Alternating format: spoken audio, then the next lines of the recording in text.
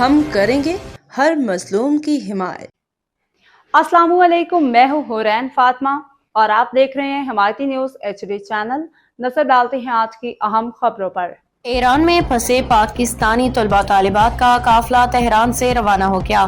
اسرائیل و ایران کی جنگ کے باعث پاکستانی ایران میں پھنس گئے، تاہم پاکستانی طلباء کو لے کے 6 بسیں تافتان بارڈر کے لیے روانہ ہو گئی ہیں۔ سفارتی ذرائع کے مطابق تافتان بارڈر پہ آج شام 4 بجے کے بعد بھی راہداری ملے گی۔ اتوار کو 180 پاکستانیوں نے بارڈر کراس کیا۔ واپس آنے والوں میں 168 زائرین 12 تاجر شامل ہیں۔ ایران میں پاکستان کے سفیر مدثر ٹیپو کا کہنا ہے کہ وہ سرکاری ملاقاتوں کے لیے پاکستان میں ہیں۔ ایران میں پاکستانی سفارتخانہ پاکستانیوں کو ہر ممکن سہولت فراہم کرنے کے لیے کام کر رہا ہے۔ مدثر ٹیپو نے تہران میں سفارت خانے، مشہد اور زاہدان میں قونصل خانے اور وزارت خارجہ اسلام آباد میں قائم یونٹ کا نمبر اور ای میل سوشل میڈیا پہ شیئر کر دیا۔ واضح رہے کہ ایران سے متصل پنجگور کے دونوں کراسنگ پوائنٹس غیر معینہ مدت کے لیے بند کر دیے گئے ہیں۔ دونوں ملکوں کے درمیان فضائی راستہ بھی بند ہے۔ اسرائیلی حملوں کے پیش نظر وزارت داخلہ نے شہریوں کو ایران کا سفر نہ کرنے کا مشورہ دیا ہے۔